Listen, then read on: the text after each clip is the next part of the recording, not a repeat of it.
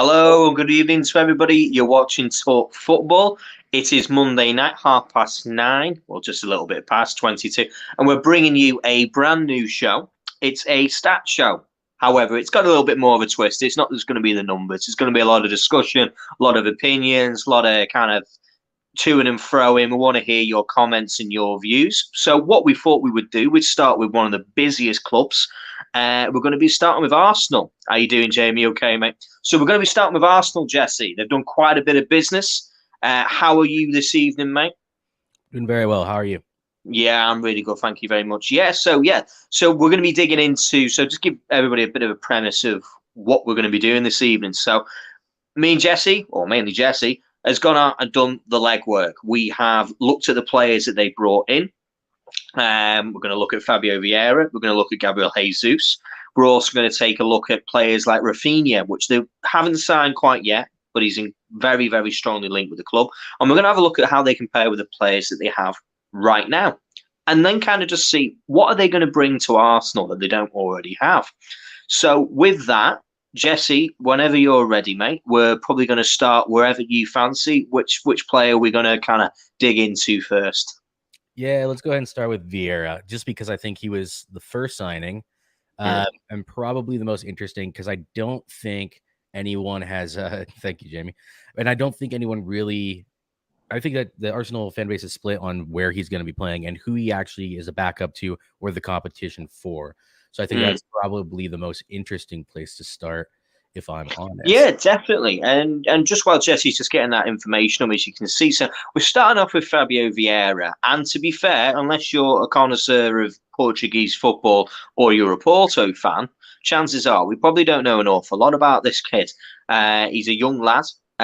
So what we've done is we've currently got Fabio Vieira, and we're going to compare him to the two current players that are at Arsenal right now, and one player that they're also very, very strongly linked with. So we've got Granit Xhaka, Martin Odegaard, and Yuri Tillemans. So with that, Jesse, you've got the stats up there. I think looking at Fabio Vieira, can you just kind of let everybody know what is his strong points? What do you think his strong points are with Fabio? Well, looking at the statistics and doing very little research that I could, obviously, like you mentioned, no one's actually really seen him play. Anyone who claims to say that they are an expert on Vieira is probably lying, unless they're Portuguese or a fan of the Portuguese league. So there's that. But no, I was very interested in this, and this is why I think we should start here. Is I heard some Arsenal fans earlier on a stream talking about him being competition for Xhaka. I don't really see him that way. Yeah, and I don't really see him that way. When I saw him play, and I think we'll dig deeper into the statistics, he reminds me much more of not even Odegaard, but almost like a Bruno Fernandes. Maybe not like in the forward position that Fernandes takes up, but he does like a dangerous pass. He gives the ball away quite a bit more than Odegaard, and he certainly doesn't play as deep, at least from my understanding, as a Xhaka or a Tillemans, which is why we have Tillemans in. Obviously, they're looking at him, but we also have Xhaka because I think that that's the competition that they were looking for. I think that Vieira is more of a replacement or competition for Odegaard. You know what I mean? Oh, 100%. Yeah, I would agree entirely. I mean, you would say that would make sense as well, because genuinely you wouldn't change a senior player in Granit Xhaka and bring in a player like Fabio Vieira, who is quite inexperienced. I mean, one of the things that is really key is to look at Fabio Vieira from the top. So his starts is the most interesting point. He's had very few starts in comparison to any of those players right there. He's only 15 occasions that he's actually played from starting in the team. And for practically the other half, he's been on the bench.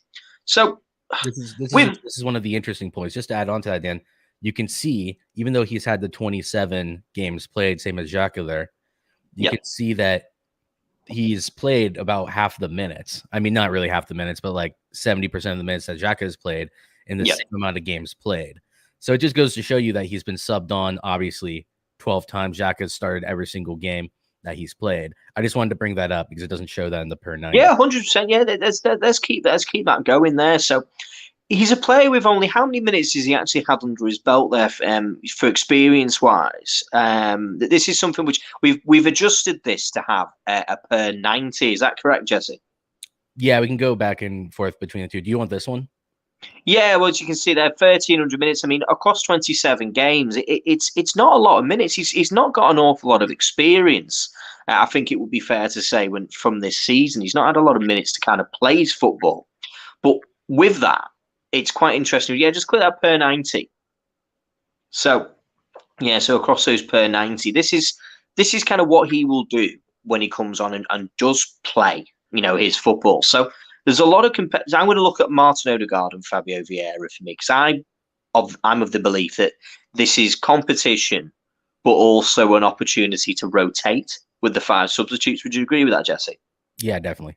Yeah, 100%. So I think some of the ones that we'll look at is, what are we expecting from Martin Odegaard? Well, what we expect from Martin Odegaard is someone who is going to take the ball, pass it progressively, create chances, and ultimately either score goals or be involved in goals being created. So we're going to look there. And I think an interesting place to start, sorry, Dan, is but a common complaint about Odegaard is that he's too safe on the ball. So he does play in that 10, but you see him kind of dropping off and coming back into like a progressive 8 a lot, and not necessarily playing the killer pass. And I think you can see that here in possession lost. I mean, 7 more possession lost per 90 is pretty significant. He's not necessarily, I wouldn't necessarily say he's the most he plays the most dangerous balls, or he gives the ball away as much as like a Bruno or KDB, Messi, players like that who are always trying to play the killer pass. Things I think you'll see that they kind of average out around 25 to 30, which is, it's ridiculous, but that's why they're such good GA.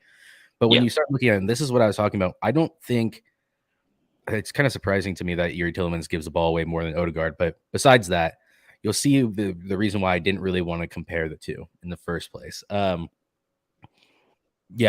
honestly, I think that Vieira is much more forward player than he is going to be in 8. I'm surprised at this, but this is again the complaint that Arsenal fans had about him, is that he doesn't actually look to play the killer pass most of the time. He'd rather retain possession and recycle it. That makes sense. And this is something which I had a little bit of it wasn't a kind of a criticism, but it was a case of a lot of Arsenal fans were making very big deals out of Martin Odegaard, and he's a very, very good player.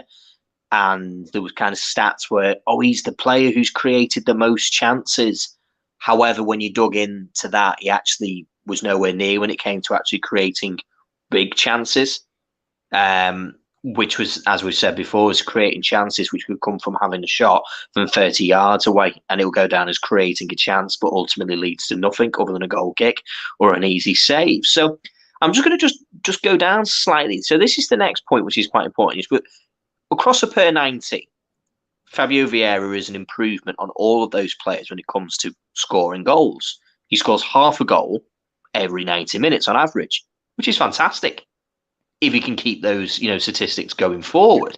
And I think that's quite clearly linked to exactly what Jesse's pointed out, is that he takes shots. Fabio Vieira will take between 2 and 3 shots every single game, every 90 minutes. And that is brilliant from a player who isn't a striker. So what do you think, Jesse? Is he getting this because it's a volume of chances that he's getting some more goals because he just takes those risks and says, you know what, I'm having a go? Yeah, but it also tells me that he's much more of a 10. Also, just looking at this, it also tells me that Odegaard is not a 10, which means he wouldn't be direct competition for him. I mean, these are just going off by stats. Obviously, Odegaard plays in a 10 for Arsenal. Yeah. I just don't think that they play as far up the pitch. Might be one of them. Might also just be the fact that, I mean, if you look at someone like Bruno, he takes around 3 to 4 shots a game. You look at the best strikers in Europe, Kane takes about 5 to 6. Cristiano Ronaldo takes around 5 to 6. It's pretty common for obviously your forwards to be taking more shots, but these are very much attacking numbers. They are 100%. These are good quality attacking numbers. Taking 2.6 shots per 90, and then going down just slightly here is he's just shots on target. Practically he has 1 shot on target every game. That's fantastic. That's actually a really, really good stat. And I think this shows here, because as Jesse's just pointed out, is that Martin Odegaard's accuracy with his shots, 63.64%, is very high. So he's getting those shots on target. However, the problem is that the quality of these shots isn't being converted into goals. Jesse, have you got something to add to that? No, not really. I'm just kind of looking at, obviously, conversion rate, shooting accuracy. Yeah. But he's taking less shots, which tells me he's not really an attacking player. He's just picks up good positions to shoot from. Yeah. Places where he's not, basically areas where he's not going to be blocked. And, getting a shot on target is not necessarily an indication of a good finisher. So no, I totally agree with you, and I think this is where we're coming on to probably the most important kind of statistic when it comes to this player, and I think Jesse agree with this: assists and chances created. So looking at the two, Fabio Vieira creates 1 assist every 90 minutes, according to his stats, which is absolutely fantastic, based off 2.4 chances created. So that there gives us a really good indication that the actual chances that he's creating are more dangerous. They're better quality chances in comparison to Martin Odegaard's, which he only creates 0.2 assists per game, which is, I mean, it goes into what we've all seen, that Martin Odegaard will create chances, as it's shown there, 2.5, but it's the quality. And this is letting me know that Fabio Vieira has the capability of creating a much better chance than Martin Odegaard. What do you think of that, Jesse? Yeah, 100%. Like I said, just from seeing very little of him and then obviously doing a little bit of research, he does seem to be much better in the final third, and he does tend to play more progressive passes. Just going to skip up real quick. I would like to see, I guess Granit Xhaka has more. See, this surprises me right here. This surprises more forward passes than Odegaard as well. He's only just, but he's still creating more progressive, passing and less backward passes as well, and sideways. He wants to put the ball going forward. Fabio Vieira. This also really surprises me. Passes in the opposition's half, because he does kind of make me think of a player who's pushing up a little bit higher. But if we're to take this for what it is, I mean, maybe we really are looking at kind of a hybrid of Odegaard and Xhaka, someone who's a little bit more willing to take risks, but someone who picks up the ball and plays it forward from an 8 position, and then obviously gets a bit further forward. You can see the through balls attempted, and I mean, it's pretty clear that he's constantly looking for the forward pass. So, I mean, maybe he's a little bit of a hybrid between the two. Like I said, like it's hard to tell, and we're going to see next season, and I'll be very interested. Yeah, I'm really interested to see him as well, Jesse, because I'm just looking at a couple of other pieces there, and this is something which I think is fair to say against Arsenal. They're not a team who crosses the ball very well or very much, and I mean, I'm looking at those stats there. 6.4 crosses attempted per game, of which 1.5 of them a game is successful. I mean, that's fantastic. That's really good stuff. Bringing a player who's willing to play a long pass, and the accuracy of that pass is also very good at 65% as well. So he seems to be, as you say, a bit of a hybrid of someone who can offer some physicality. He's willing to play progressive passes. I'm just looking down there further before. He had more duels contested. He's a player who wants to get going. And if we just go down to where it is here, duels contested 11.6. I mean, he's far and away, other than, he's actually far and away more than any of them, a player who likes to get stuck in with things. And I think that's something that Arsenal have lacked. Yeah, 100%. And he does have a good disciplinary record from what we can see. Obviously, this is all coming from the Portuguese league, so it's hard to tell. Thanks for the comment, Jamie. Only thing I'll say about him is that will he couple with more minutes? Sorry. Only thing I'll say about him is that will he couple with more minutes physically, and most important thing is communication. Yeah, no, it absolutely is. And also just putting it out there, given the fact that he wasn't a regular at Porto from the stats. And that's what we were saying at the very beginning. For anyone who's missed it or not missed it, but just recapping real quick, he's played 27 games, same as Xhaka. Obviously, these two have played a little bit more, but he's only played 1,300 minutes. When I saw that, seeing he's played 27 games, that was a shocker for me. But you could see from here, subbed on 12 times. Xhaka's never been It's a subbed. whole 1,000 minutes less than Xhaka. It's it's what 10, 11, about 11 games of football less than Xhaka. Yeah, just about. Yep. So we'll just wrap up when it comes to Vieira, and then we'll do our bit of a kind of a debrief on what we think we're going to see from him. Can we just go down a little bit further? That's okay. I just want to look at this one. Just a little bit further, and just Jamie's comment just for a second. Oh yeah. It's the take-ons as well. I mean, I'm liking this. This guy looks like somebody who wants to get stuck in, and he's gonna. I mean, he's got a great disciplinary record as well. I'm looking at that there. He gets as many yellow cards as Odegaard. He's a safe player. He ground duel success, wins more times than he loses. Ground duels won 5.7 per 90. Ground duels contested 10.4. He is getting stuck in all game. I think just take us back to our picture, mate, and we'll do a bit of a rundown. I think I'm quite happy with that. What do you think, Jesse? Yeah, no, I'm good with it.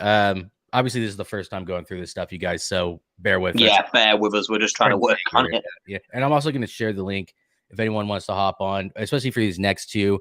Vieira didn't really make sense, but for Gabrielle Jesus coming in and for Rafinha potentially coming in, we're going to look at those two as well. And there's a lot. Yeah, just while Jesse's putting that, and I'm just going to give my sort of kind of take on from what I've seen. And I've not watched this guy other than when he played for Porto against Liverpool, and he didn't really stand out too much in that game, unfortunately, because Porto get battered by Liverpool every year in the in the Champions League. I'm afraid they hate our guts. But with that, looking at the statistics, Fabio Vieira looks like a massive upgrade in a number of departments that Arsenal have lacked. And it's somebody who's willing to get stuck in, win the ball, will take chances, be more progressive with the ball. He can put a tackle in. He's quite happy to play a style and brand of football, which when he sees an opportunity, he's capable of creating very, very high quality chances. And this is for Porto. I think with players that he has in there, such as the next one we're going to discuss with Gabriel Jesus, then this is going to work really, really well. And I think, for Arsenal fans, you should be really excited about this young lad. Now, this comes with a little caveat. The caveat needs to be he's still very, very young. And this is a young team. And with young players and young teams comes with inconsistency. And what we might see is times where these figures and these stats don't stack up. And we aren't looking at this when he's played games against, say, for example, the teams in the relegation zone of the Portuguese league, or played against teams of quite low quality in the Portuguese league as well. So don't, shoot the messages when we come to this. I'm only taking it on from what we can see. So for what I can see, this is a really exciting young prospect of a player and fits Arsenal to a T. And if he goes on and improves, or even goes on and actually delivers what he's delivered already, I think they're on for a right little gem there, Jesse. What do you reckon, mate? Yeah, I think that this is a really positive signing. I'm not sure if it was very left field. It comes across as a player that they must have been looking at for a little while, especially because they got it done early. It's definitely not a panic buy. And he was kind of one of those players where when I actually kind of started digging into him and started trying to get a little bit more of a sense for how he plays, watching some extended highlights, that sort of thing.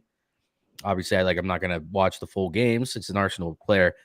But I liked what I saw, and he's very, very good on the ball. He's very creative in the way that he passes and progresses the ball. I'm interested. I'm also very interested to see who he is coming in to have competition with, who he might replace. But we'll just have to wait and see. Like I said, Arsenal fans will know way more about this than I did. I assumed he was an Odegaard replacement.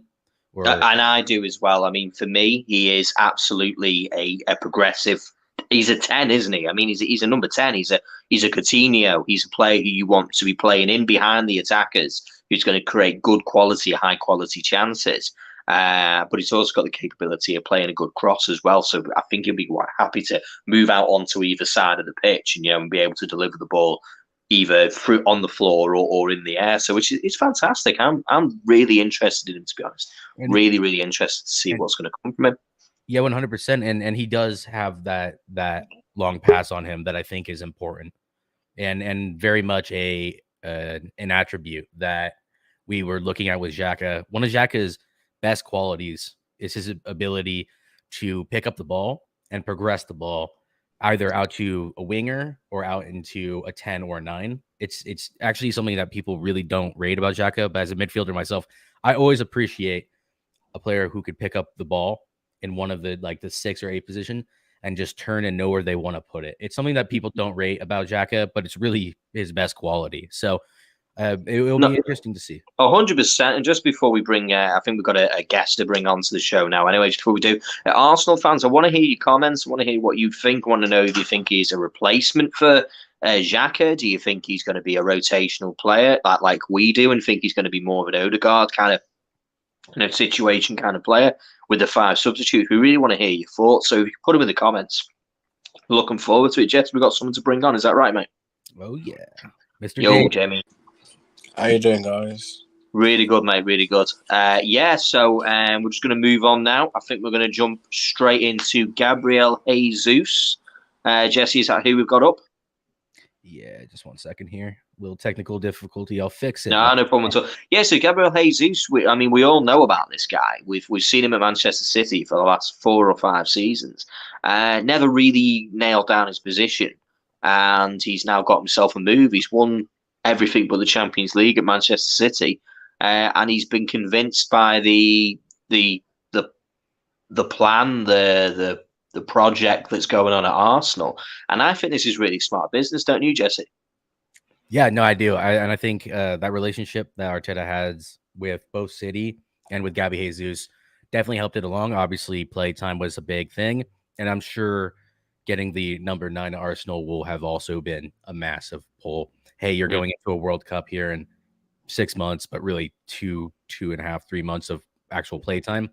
Would you rather be going in with, fresh and fit, having played a third of a season or, a quarter of a season in your preferred position, or would you rather be sitting on the bench somewhere else? I'm not going to name the other clubs because Arsenal fans will be on me for it. So.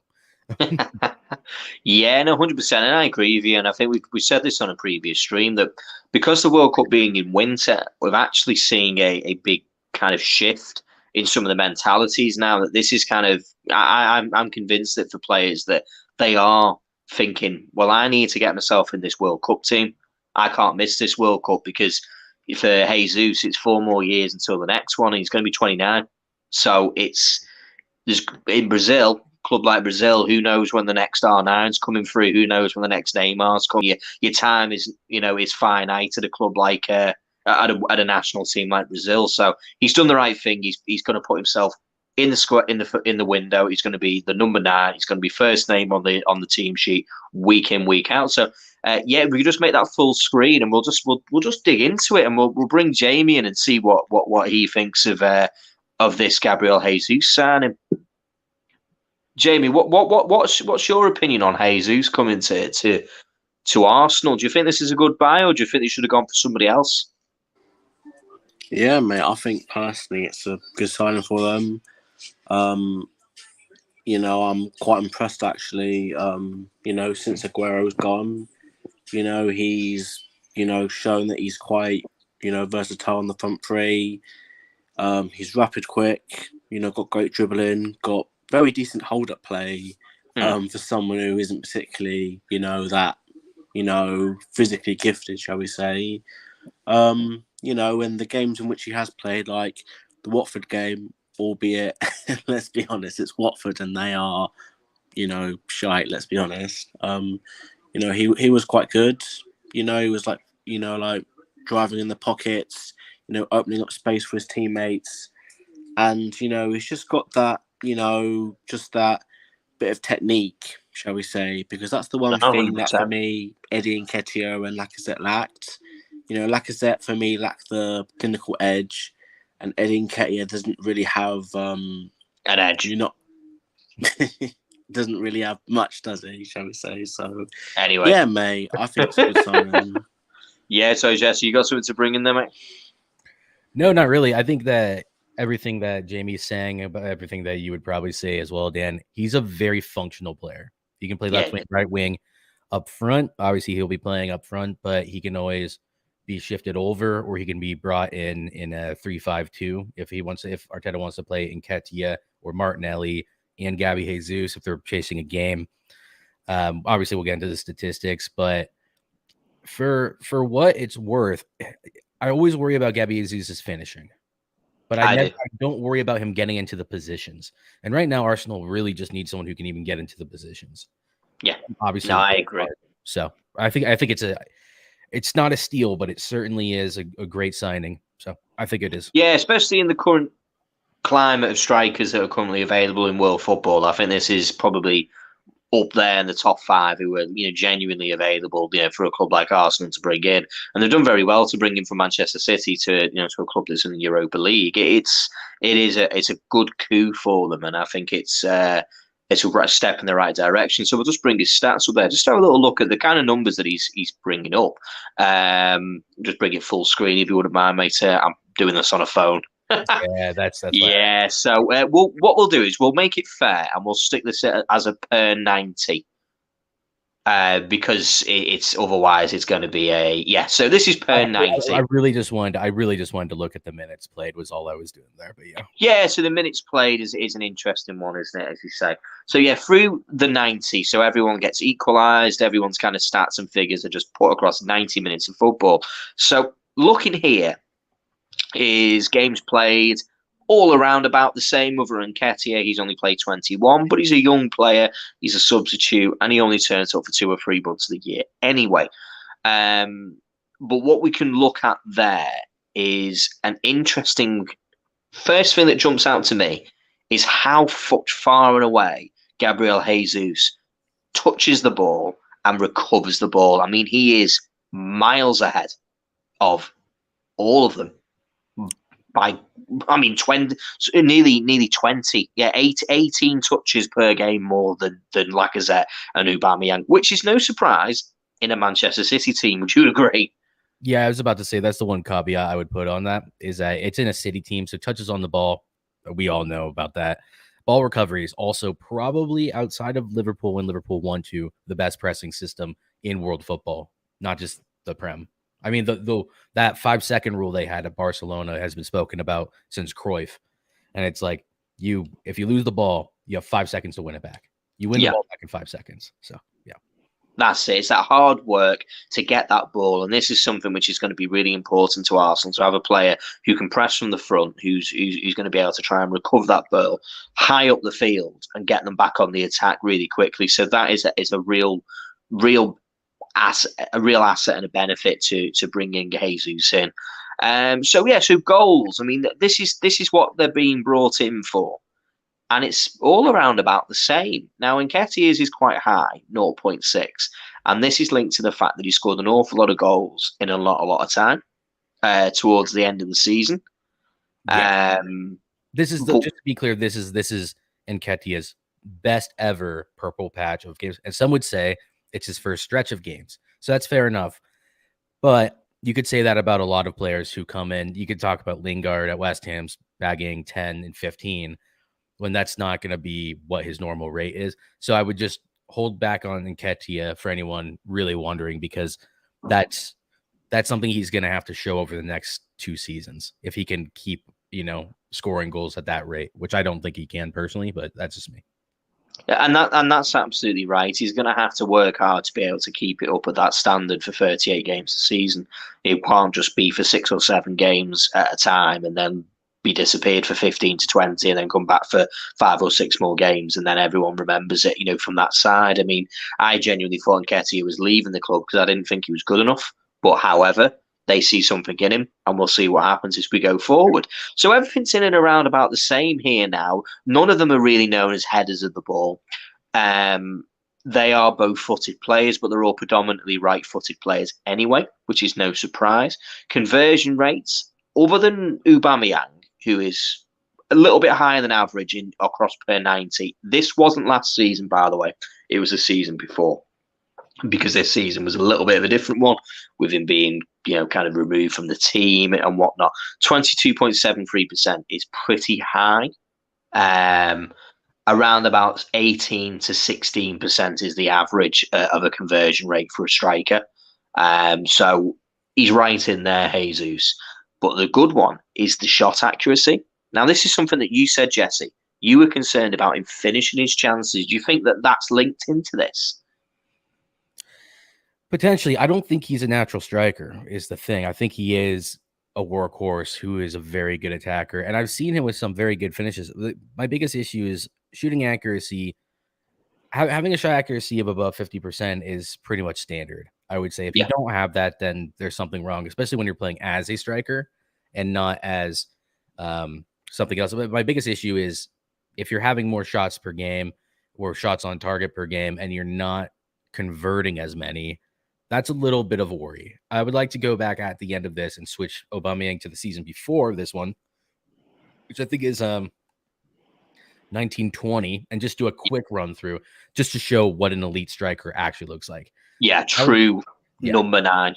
Exactly, because I think that's the last season he was playing number 9, and he scored 22 goals. None of these guys will compare to that on these metrics, but we didn't want to go so far back into history that we're basically going 2 eras back. We're an era back. Yeah. No, I totally agree with you. So, yeah, we'll bring that down there. There's nothing that's too kind of, jumping out of us until we get to a roundabout here. Now, this is, again, where Jesus is a massive, massive upgrade on what they've had previously from a player who plays in this role. I mean, look at that green patch. He has more assists, more chances created, more tasks attempted, more completed, less unsuccessful passes. He has a better pass accuracy, long passes attempted, successful long passes are better, the unsuccessfuls are lower, and the long pass accuracy. He is, as we can all tell, a Manchester City player. These are all the things that they're very good at. And I think they'll benefit massively. Arsenal will benefit massively from having that skill set that's just been ingrained and blooded into all of City's players underneath Pep. They'll massively benefit from just having a player like this in the squad where they know what to do with the ball. So I think a lot of the time with players who are ill-coached, I'm not going to say that about Arteta, even if it may be true. Who knows? We'll see in time. But the fact is, when you have a coach like Pep, everyone knows what to do with the ball. So when you're put in a precarious position, I think that Gabriel Jesus, it will take a long time for that to be coached out of him. He will be very, very good, proficient passer and be able to retain possession, even in like dangerous areas where you would normally be giving the ball away by trying to create a chance. I think we'll see something really special from him there compared to Arsenal's other forwards. Absolutely. I mean, this is a fantastic opportunity for Arsenal to have a player who's so proficient at so many good things going forward up there. That he's not just going to be a person they're going to rely on for goals. I mean, 1.9 chances created per 90 as well. He's going to be laying on chances as well, for other players who are attacking within this team. So Jesus predominantly plays as a lone central striker, as like more of a false 9. Because all last season there was a number of Manchester City players who were all portraying that, we haven't had a number 9 or an actual striker this season, and they all forgot about Gabriel Jesus because he is actually a striker, and they just didn't play him as one. Well, they also sold one in January. And they also sold one in the January. So we'll have to see. So we're just going to scoot down a little bit more because there's nothing really that's too. This is the next section here, a little bit further down there. The crosses and successful crosses from Aubameyang is an interesting one. He's in and around about the same. Now, this isn't something which we would normally look for unless you were playing in a front 2, would you say? Yeah, but the interesting one here is just kind of showing how poorly managed Aubameyang was. Why is Patrick-Emerick Aubameyang spamming crosses in any team? He's supposed to be in the middle. Now I kind of see what Lee Gunner was saying. I mean, I don't want to see Aubameyang crossing the ball ever. That is not his job. like it made sense for Gabby because he was out on the right. You know what I mean? And obviously it made sense for Aubameyang because for whatever reason Arteta was playing him as a left wing back. But it's just going to show how poorly managed Aubameyang was. So, and I don't think he'll do the same with Gabby, but that was just very surprising to me. Anyways, Now this is the bit here that again, this is another thing, another stat which is really really important. That again, that Jesus is massively far and away better. Look at those take-ons, 2.3 per game, 2.3 take-ons. He is getting that ball and he is attacking. This is the same ilk as Fabio Vieira, do you not think? Another player who's willing to get the ball and say, do you know something? I'm going for it. Yeah, and he can break lines. The thing about these, which I think is interesting, his take-ons will have been completed from the wing or slightly inside, slightly tucked in. Whereas imagine Lacazette's, first off, he takes on way less of them. So that kind of inflates things when you do less of something. But also receiving the ball with your back to goal, holding it up, and then turning, like dropping a shoulder is very different from actually having to take someone on with pace on either wing. So. No, 100%. Yeah, if there's anything else you want to look at there, mate, I'm quite happy. I think we can have a bit of a rundown of Jesus. I mean, from what I can see from Gabrielle Jesus, and this is no surprise to anybody. I don't think this will come as a surprise to anyone who's watching Talk Football today. Gabrielle Jesus is an enormous upgrade on what they've already had. However, this is something that we're going to bring up right now. Now, this is the caveat for Arsenal fans that you may not want me to say, or you may not kind of go, you're throwing water on the fire, or you're just being bitter or whatever. I have got nothing against Arsenal. But this is the difference when you're looking at a player like Gabriel Jesus. This is a player who has never been even close to winning the Golden Boot. Now, what we're going to look at now is the statistics of an elite number 9 who played for Arsenal, who played in this same position, albeit slightly under a different system or regime. Jesse, just run us through what we're looking at here now, mate. Where are these statistics from for Aubameyang? Yeah, so this is a direct comparison. Keep in mind, Gabriel Jesus did play on the wing and played number 9 a couple times last season, but this is the last season where Aubameyang actually played as a 9. So this is the 1920 season. Yeah. About 3 seasons ago. I think that was the season when they won the FA Cup, right? Yeah. Against Chelsea. Yeah, so let's just run through this. Obviously, 36 games played versus 28. Cool starts. We don't really need to go through all that. Less touches. This is not a bad thing. This is not a bad thing at all. Because not for a striker. He only needs one. He's actually playing as a striker. That's the important thing. Yeah. Obviously, possession lost. Actually, when you look at it, that's not half bad. But he's also not on the ball as much, as you could tell. So it's kind of one of those. But 70% of the games he's scoring goals in. Yeah, amazing. Non-penalty goals, higher percentage, which is again a good thing. You want non-penalty goals as a basic metric for your strikers. Of course, you want them to get penalties as well. But there's no bad thing there. Goals from inside the box, 60% outside the box, headed goals. And something that Jesus cannot do and still has not done is scoring a goal from outside the box. Yeah. Yeah, and I swear he is not a threat from outside the box, Jesus. This is a fox in the box. Mm-hmm. Yep. Conversion rate, look at that. Double. Nearly double. Yeah. 31% conversion rate from his chances. I mean, that's clinical. Clearly clinical from slightly less shots a game as well. And this is where we talk about people like, God forbid the name, but Mason Greenwood, Aubameyang, Cristiano Ronaldo, Jota, Salah, anyone who has a pretty high conversion rate but shoots a lot. This is abnormally high. I'll just point that out. 31. It is very high. That's absurdly high. But same amount of shots per 90, converting about twice as much. That's what you expect from a striker. So I'll be interested to see if Gabby can translate it into a number 9, like a proper true number 9 who plays game in, game out. And this is something which is really interesting because we get a red and a green. But if you look at shots on target, 1.3. It's exactly the same number of shots on target as Jesus in a game. Literally, there's nothing in it. 1.2 to 1.3 shots on target. Look at the difference in the quality of those shots. Yeah. That's the importance that we're trying to get across here, is that Jesus is a very good player. However, he is not clinical by any stretch of the imagination. Yeah, not at all. And that's again, we just harking back to it. That is, I think, both of our biggest concern. Yes, for him. Not his work rate, not his quality, but his quality in that moment. So look at all of these striker kind of things from Aubameyang. Assists, I'm not bothered about assists. I'm scoring. Chances created, you're not having any chances. I'm scoring.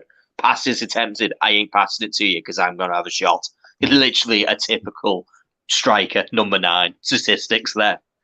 Yeah, no, and it just reads striker. So, anyways, no, these are the kind of just the interesting ones we wanted to take a look at, because this is what a striker's stats are supposed to look like. There's enough red there to make you say, but when you actually deep it, that's exactly how a striker's stats should look. Yeah, just take us back to our thing just before we jump onto Saka and Raphinia. So yeah, we'll just have a look at. I have, again, I'm very, very, I'm full of praise for this signing. I think this is a great signing for Arsenal. I was actually quite surprised that they were able to get this done, because I wouldn't have been surprised that Gabrielle Jesus wouldn't have had a number of suitors who have Champions League football available to him. You know, I'm thinking of teams in Europe. I'm thinking, Spain. I'm thinking in France. I'm thinking in Italy, that they will be looking at Jesus as a player who would have been, if he's available for £45 million, why not? Why not going for a player who's had 4 or 5 years of Pep Guardiola football trained into him? You're going to get a very high quality player. But the side note, and this is the side note that needs to be kind of just brought in there, Jesus is a volume player. He's going to need a lot of chances for him to finish and score as many goals as Arsenal will need. This isn't a player which you can clip me, you can put me on there. He's going to be nowhere near the Golden Boot this year. I think he'll get 12, 13, maybe 14 goals. However, there'll be 6 or 7 goals ahead where the Golden Boot will be. Where it'll be 20, 22, 23, 24 goals. And Jesus will have scored 10, 12, 13, 14 goals, probably get a few goals in, the competition, cup competitions as well. He's just not a super clinical goal scoring machine. And for Arsenal fans, I wouldn't go too deep into this and say he is the answer to all your prayers, that he's going to be your next Aubameyang. He isn't. He's more of a player. This is about creating and creating and creating, getting the ball, creating chances, finding other players. He's going to get quite a few assists. I think his goals and assists this season, however, will probably be approaching the high 20s. I'll say that. That's how I think. But goals-wise, I think he's going to be somewhere around middle, 15, 16. What do you think, Jesse? Yeah, he also doesn't create for himself. So I think you're very likely to see kind of the fruits of his labor be expanded to Martinelli, Saka, Smith Rowe. I think you'll see more goals from them. I think you'll see around 20 GA in league, and I think 20 goals, 5, 6, 7, 8, 9 assists, or whatever it may be, in total. Like if he reaches 30 GA, though, there's not much more you can ask for in all competitions. I think that would be, no, you can't. That would be fantastic. Yeah, I think they'd be really happy with that. Yep. Yeah, kind of post terrible Marcus Rashford numbers would be. Really well, I mean, like that's why people laugh. But when you look at that one season, 2 seasons ago, I mean, the fact was we had 3 people in our front line, 3 players, all over 20 goals and all with double-digit assists. So it was it was really spread out, and I think that would be a massive upgrade if they can get Gabby in. He can do 20 goals in all comps, 10 assists in all comps, and then boost ESR and Saka by an extra 5 goals each. So Yeah, 100%. And this is what he's going to bring to this team. I don't see him being the clinical goal scoring machine. So yeah, just kind of going into our last player for the show again. Anyone who's watching would love to hear in your comments. Love to obviously kind of what you think about Jesus. How many goals do you think he's going to score? Do you think I'm talking out my backside when it comes to as to how he's going to come into this team? Do you think he's going to be a goal scorer, or do you think we're going to kind of see a bit of a hybrid between the two? So now we're just going to bring up a potential transfer. This hasn't happened yet, but we're going to use it because it's had a bit of a debate, sparked a bit of debate online, on Twitter, on the radio shows and stuff like that. And we wanted to kind of get these two together because Raphinia wants to leave Leeds. He was linked incredibly heavily with Barcelona. That interest is cooled, but Arsenal have come in. Now, me and Jesse off air have actually discussed this transfer, and we actually think that this is a brilliant idea for Arsenal, not just for the now, but also as an insurance policy for the future. Isn't that right, Jesse? Yeah, one thing that Bukayo Saka needs to go push on to the next level, because he's been doing amazing as of recent, he needs competition. And on top of that, he also needs to know that that contract is not just there for him on the table. It allows for Arsenal to be in a stronger negotiating position for next season. He's going into his last 2 years, right? This summer. Yeah. So if they don't succeed this season, Bukayo Saka has the world at his feet next summer. He can go on a smaller fee for high wages and to whomever he really wants, because if he performs like he did this season and Arsenal doesn't achieve certain goals, every club in the Premier League will gladly take him off of Arsenal, even if he's just a utility player for certain clubs. But he is. I mean, if Liverpool lose Salah, I mean, that'd be worried. Yeah, because you guys will go in for him. Yeah. So I there's that, but there's also the fact that he needs to be pushed on, and he is the assurance that if Saka did leave in a year's time, let's just say, they're not left out, somewhere out to sea. And that's the last thing that you want to be kind of left with is kind of putting all your eggs in one basket and having a player like Bukayo Saka, who is young, full of talent. He's got all the ingredients to become an absolutely incredible player going forward. However, when your club is not dining at the top table, it's difficult. You're in a difficult situation. So this is what we're going to look at. So we're going to compare Rafinha and Bukayo Saka from this season's statistics, because the two of them play practically in exactly the same position. So Jesse, we'll just have a little go through it there, and it seems from what I can see so far, there's not a huge deal of difference. What are you seeing from what we can see there, mate? I'm seeing certain things that just seem fairly obvious. Rafinha is an inside forward. He's not a winger. He's an inside forward that plays as a winger because Leeds need to stretch out back fours. They don't play in the same way that the typical big six or top half teams do. Possession lost. This is, to me, fairly obvious. Arsenal does like to recycle possession quite a bit more. Possession loss, Rafinha crosses the ball in quite a bit more. So he doesn't recycle as much. It's kind of, once he gets into a forward position, that ball's going in, whether people like it or not, whether the striker wants it or not. Like, but that's kind of how you have to play with Leeds, right? You're not always in the opposition's half, so it makes sense. Touches is neither here nor there. I'll be honest. Ball recoveries, Leeds presses better than Arsenal does, if I'm honest. But I honestly don't think there's a whole lot in this because Saka doesn't have to press as much because they have more possession. Yeah. I agree. Yeah. Kind of going through it, but just going through it, like, I think there's a lot of differences just between the actual teams and how they play is where I think we'll get a lot of. I think these two players are very comparable in their talent, but I think Rafinha is actually a better player right now. I'll be honest, because I think he's a little bit older, a little bit more experienced. So. Yeah, he's more rounded so far, isn't he? He's become a lot more of a player who's had a lot more experience in, and that is something that we're not holding against Saka. We understand he's not the finished article as it is, but this is why we think he is a great option for Arsenal to be considering and to be bringing in. So yeah, goals practically just on the same, zero 0.4 goals, of which non-penalties are exactly the same. There's not a huge difference there. The one slight difference is the very one-footedness of Raphinia. He doesn't have a right foot. It would appear when it comes to scoring goals, where Saka, predominantly a left-footed player, is shown he's still capable of putting one in with his right foot.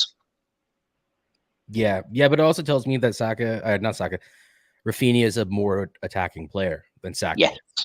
Saka is very much a traditional winger, and the reason why I say that, even though they're both left-footed and Saka does have a bit of a right foot, is just thinking about the teams and the scenarios they're in. I would like to pull up the team statistics and see who has more possession and whose heat map is more consistently in the opposition's box.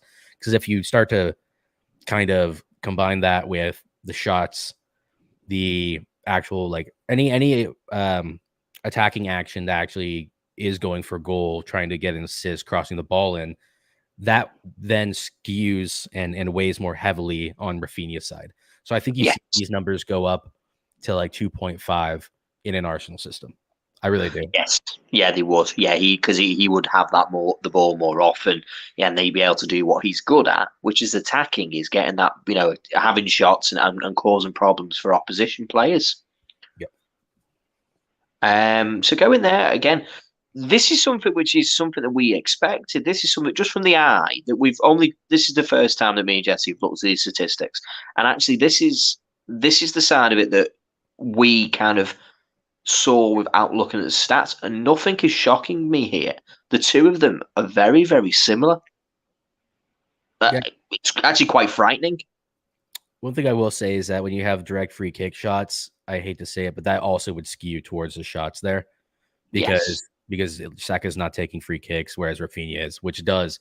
I mean, it's the same reason why KDB, Bruno Fernandes, and most of those players are always at the top of the chances created, because they take corners and free kicks. So that changes things. But yeah, anyways, I just noticed that. But yeah, it does skew things, as you say, when it comes through with there. But I mean, it just offers something as well. When you've got a player who can take a free kick like that as well from Rafinha, he's just got a little bit something else in his toolbox that Saka doesn't quite have as it stands right now. Yeah, 100%. About the same on chances created. Yeah, which is one of the most important sides. Exactly the same on chances created. Passes completed was particularly the same. Pass accuracy is a lot better passing from Saka, but this doesn't surprise me based on, again, as you say, Rafinha is a more of an attacking sort of player rather than a traditional winger. And that's shown there in our long passes. It's shown there in our crosses attempted and successful crosses, based off the back end of what Rafinha brings to Leeds, because Leeds do play with players like Patrick Bamford, who are your traditional tall number 9, and that's who you're going to be trying to fire the ball into. Yeah, and I think Leeds has just been such a mess this year, where it's hard to tell if, and you can level that at anyone. You could level that for Arsenal as well. Not having a real number 9, because Bamford was injured for so long, and every time he came back, he was on the pitch for 15 minutes and then straight back off. I mean, it was really sad actually to see. But I mean, crossing the ball into Lacazette is no better than having an injured Bamford. I got to be honest. Yeah, exactly. When someone who can't actually finish any of your chances or get on to the end of them, that's not going to help your statistics going forward. Again, passes completed, 8.2 on their own half. Forward passes, I mean, that's an interesting one. Do you not think? This is what I was saying about the fact that it was amount of times the ball was lost, like retaining. I think Saka loses the ball 13, 14 times a game, maybe 12 times a game. Whereas Rafinha loses it like 20 times, 18, 20 times a game. That's why. These are the reasons why. He's a big risk taker. He's recycling the ball most of the time. Yes. So it's not quite the same thing. Sideways passes, that doesn't bother me, because that's just passing it sideways in, which is, if you're passing it sideways into a 10 or an 8 and you're making a run, beyond the, if you're playing a 1-2, basically, that Yeah. doesn't bug me.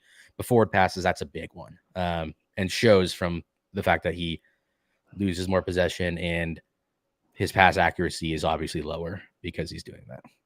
Because he's a much bigger risk taker. But again, this is another player, isn't it? Funny how we're finding another player here now. Fabio Vieira, Jesus. These are all players who are big risk takers, who'll try and get the ball and make something happen on their own. Take-ons completed, 2 take-ons a game, which is, this is something Saka's would be one of his strengths, would you not say? Are you not surprised that his take-ons are quite low? I'm actually not. I don't think Saka's very good at taking players on. I really don't. I think he doesn't have that X factor. He's a very good player, by the way, and I really respect Saka for what he's good at. But he is not. He's not a Sancho. He's not a Foden, Sterling. He's not a player who you would say is a tricky player. He doesn't have the X factor. You know what I mean? So he just doesn't have that, like, I don't know. He's not a Diaz, right? He doesn't have that one little thing that just, like, at any moment, he can go past a player. Doesn't even need pace. He just has that thing. And Saka just doesn't have that. Everything else about him is amazing. If he did have an X factor, if he did have the footwork of a Diaz or a Sancho, he would be unstoppable. He would definitely. No, I agree, mate. No, I totally agree. He's a very good player, but he's a bit of an enigma to me, Saka. I do like him, but there's parts of it that just I'm not. Maybe it's his youth. Maybe he's still, as you say, he's 18 months away from really fine tuning this stuff, and then we're like going to see all of these things kind of take off, and he brings that X factor into his game. Where if you get the right players around him and the right coach around him to kind of bring this player out of him, which we all know we think is there, I'd be interested to see it. So yeah, Jesse, I think I'm happy to kind of just come and do a bit of a final roundup on this one. We'd had a good hour talking about Arsenal. So yeah, Raphinia, a deal which hasn't been done yet, £65 million. It's very expensive. It is. It's a very expensive player. Raphinia for me is probably 45 Jesus kind of money. I wouldn't go any more, but Leeds, as it stands right now, this is their prized asset, other than Calvin Phillips.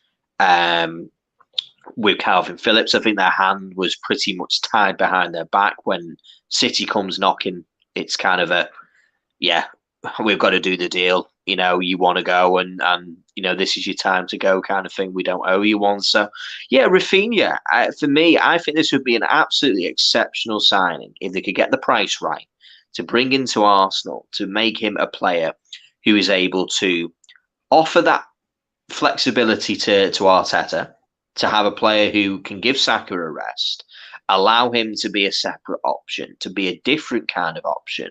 But also, if, so for example, Saka doesn't want to stay, moves on to another club, maybe next season doesn't want to sign the contract, this is a future-proofing that the quality level will not drop. You won't see a drop in quality, maybe in long-term potential, but as it stands in a short term, next 1, 2, 3 seasons, Arsenal would still be competing in that position at that high level. Do you not think, Jesse? Yeah, no, I definitely think that's the truth. And I think that's where Arsenal needs to be looking for the future. I also think 50 million gets this deal wrapped up. I just checked it. He has 2 years left on his contract. Yeah. Leeds can say that they want to keep him, and they'll keep him and they'll sell him for whatever next season. Just let him go. He wanted to go last season, or he was happy to go last season, but he said, hey, look, okay, I'll wait 1 more year. If the right contract is put on the table, the right deal, then just let him go. But I say 50 million pounds gets this over the line, maybe with a couple add-ons here or there, but yeah. Yeah, no, 100%. I totally agree with you. So, yeah, ladies and gentlemen, we're going to just wrap up now.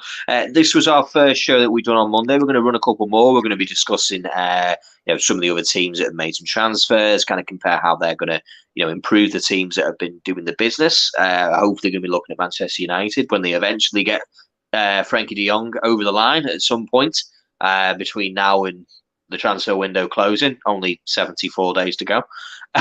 So with that, Jesse, thanks very much for kind of being on. We've really enjoyed it. Thank you, everybody who's come and watched the show. If you're watching it live, thank you. For those of you who are coming across the video for the first time, if you wouldn't mind putting a like and subscribing to us, we're always open to people coming in and being involved in the show. So don't be frightened. Send us a message. We'd love to hear from you. We want your opinions. So we've been Talk Football. We'll see you Wednesday, 9:30 for our transfer show. Lot to talk about there. A lot of clubs have made a lot of good deals. So please join us for that one. But until Wednesday, thanks very much. We've been Talk Football. I'll see you later. Thanks very much, guys. Bye-bye.